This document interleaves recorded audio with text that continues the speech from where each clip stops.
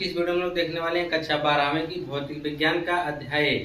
तो अध्याय 1 में आज की जो हमारी टॉपिक है वह है वैद्युत क्षेत्र, वैद्युत क्षेत्र की तीव्रता और बिंदु आवेश के कारण उत्पन्न वैद्युत क्षेत्र की तीव्रता। आज हम इन तीन हेडिंगों के ऊपर फोकस करेंगे। तो पहले हेडिंग आपके सामने दिया गया पहला टॉपिक है वैद्युत क्षेत्र क्या होता है। ठीक है, तो इसमें बताया गया है कि वैद्युत क्षेत्र क्या होता है। तो आप कहेंगे कि वैद्युत क्षेत्र किसी आवेश के चारों ओर का वह क्षेत्र है जिसमें अन्य आवेश उसके वैद्युत प्रभाव का अनुभव करते हैं। कहने का मतलब इसका क्या है कि वैद्युत क्षेत्र क्या होता है।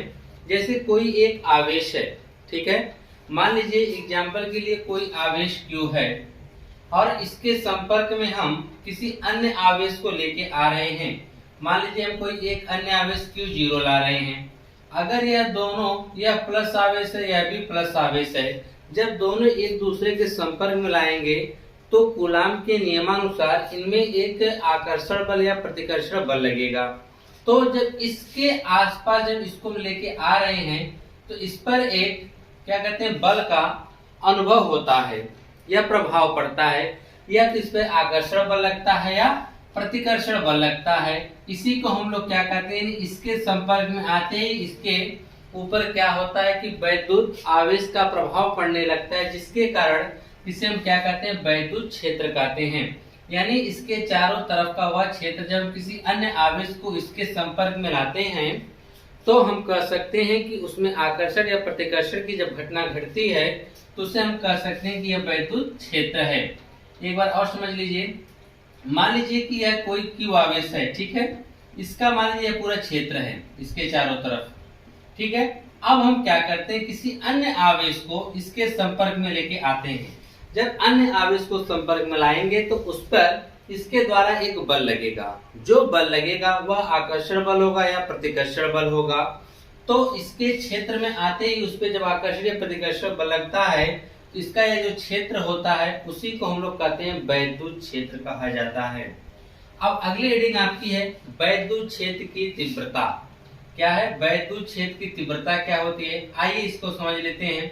जैसे यह वैद्युत क्षेत्र से ही मिलता जुलता है कि वैद्युत क्षेत्र की तीव्रता क्या होती है कि जिस प्रकार से आपने यह देखा कि हम किसी आवेश के संपर्क में दूसरा आवेश जब लाते हैं तो उसमें आकर्षण या प्रतिकर्षण की घटना घटती है। तो इसमें कहा गया है, उसी को आप याद रखें कि वैद्युत क्षेत्र में किसी बिंदु पर रखे परीक्षण आवेश के प्रति एकांक आवेश पर कार्यरत वैद्युत बल को उस बिंदु पर वैद्युत क्षेत्र की तीव्रता कहते हैं। कहने का मतलब क्या है कि कोई वैद्युत क्षेत्र में हम आवेश को रखे हैं, क्या रखे हैं, कोई एक वैद्युत क्षेत्र है, मान लीजिए यहाँ पे हम आपको समझा देते हैं, कोई वैद्युत क्षेत्र है और आप इसी में क्या करते हैं कि कोई एक अन्य आवेश को रखेंगे। जब हम आवेश को इसके संपर्क में लाएंगे यानी इसके नजदीक लाएंगे इस आवेश के, तो उस पर क्या होता है अधिक आकर्षण या प्रतिकर्षण बल लगता है। और जैसे जैसे हम दूर से लेके जाएंगे, दूरी को बढ़ाते जाएंगे, वैसे वैसे आकर्षण या प्रतिकर्षण बल क्या होता है, कम लगता है। तो हम लोग क्या किए हैं, तो उसके बाद इसी को आपको ज्ञात करने के लिए कि कोई एक ऐसा मान हो जिससे हम यह कर सकते हैं कि हम किसी वैद्युत क्षेत्र में जब कोई अन्य आवेश को लाते हैं तो उस पर कितना बल लगता है उसको हम किस प्रकार से ज्ञात कर सकते हैं। तो उसके लिए क्या निकालनी पड़ती है, वैद्युत क्षेत्र की तीव्रता। ठीक है, तो वही कहा गया कि वैद्युत क्षेत्र में किसी बिंदु पर रखे परीक्षण आवेश, तो परीक्षण आवेश आप कुछ भी ले लीजिए, ठीक है, उस पर जो एकांक आवेश पर यानी एक आवेश पर जो कार्यरत वैद्युत बल होगा उस बिंदु पर वैद्युत क्षेत्र की तीव्रता कहलाएगी। जैसे कि बताया गया कि मान लीजिए कि यदि कोई वैद्युत क्षेत्र किसी बिंदु पर रखे परीक्षण आवेश Q0 पर कार्यरत वैद्युत बल F हो तो उस बिंदु पर वैद्युत क्षेत्र की तीव्रता का जो फार्मूला होगा वह देखिए वेक्टर इसलिए प्रदर्शित किया गया है क्योंकि एक सदिश राशि है तीव्रता, ठीक है, इसे वेक्टर ई से प्रदर्शित कर सकते हैं। तो वेक्टर ई बराबर वेक्टर F अपान Q0। तो कहने का मतलब क्या है कि अगर हम किसी वैद्युत क्षेत्र में, अगर किसी वैद्युत क्षेत्र में कोई अन्य आवेश को लाते हैं तो उस पर आकर्षण होगा या प्रतिकर्षण होगा। अगर आवेश उस जो परीक्षण आवेश है उसको हम आवेश से दूर लेके जाएंगे तो उसमें आकर्षण या प्रतिकर्षण बल कम लगेगा। अगर उसके संपर्क में लाएंगे तो क्या होगा, उसमें आकर्षण या प्रतिकर्षण बल ज्यादा लगेगा।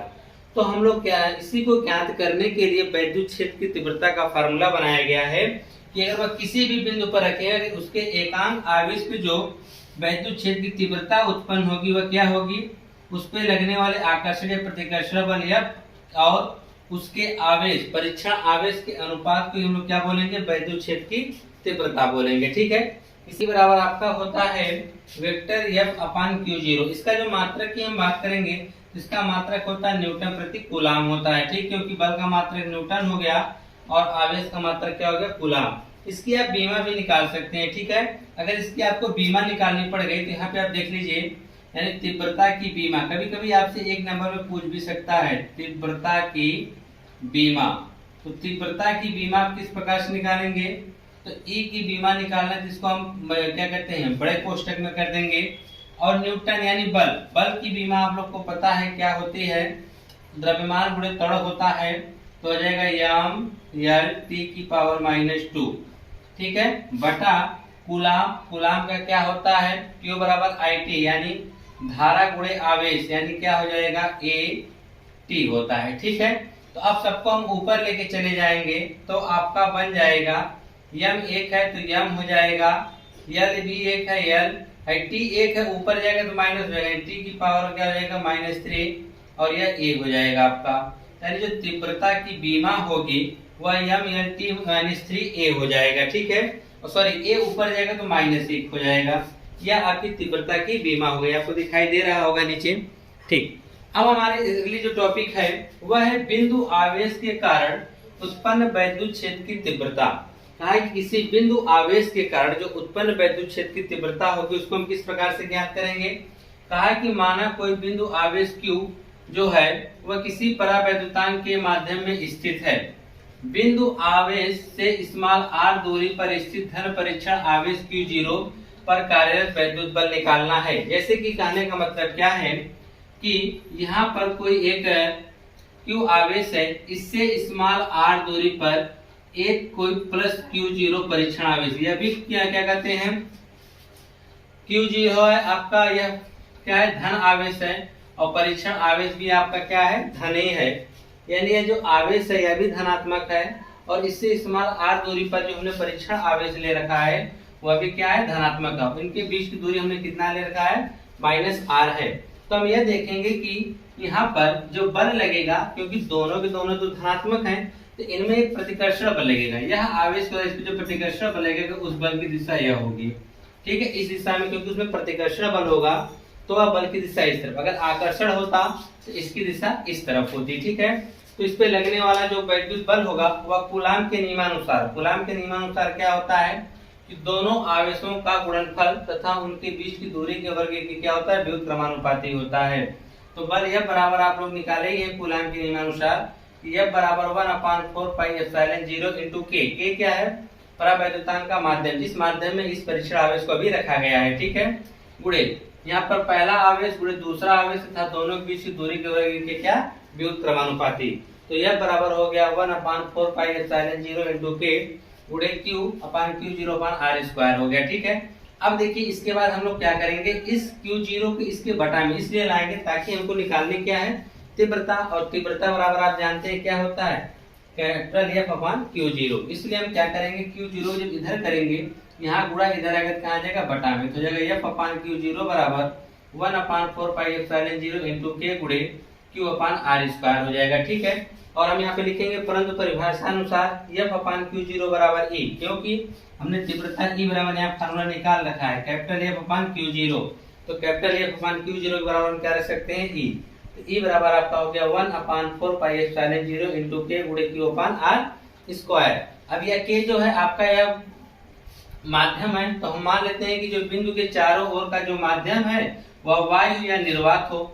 जब वायु या निर्वात हो तो उस स्थिति में हम क्या रखेंगे, k बराबर 1 रखेंगे। जब k बराबर 1 रखेंगे तो यहाँ 1 का गुणा करने में कोई फर्क नहीं पड़ने वाला, तो आपका E बराबर आ जाएगा 1/4 पाई एप्सिलॉन 0 गुणे Q/r² आ जाएगा। ठीक है,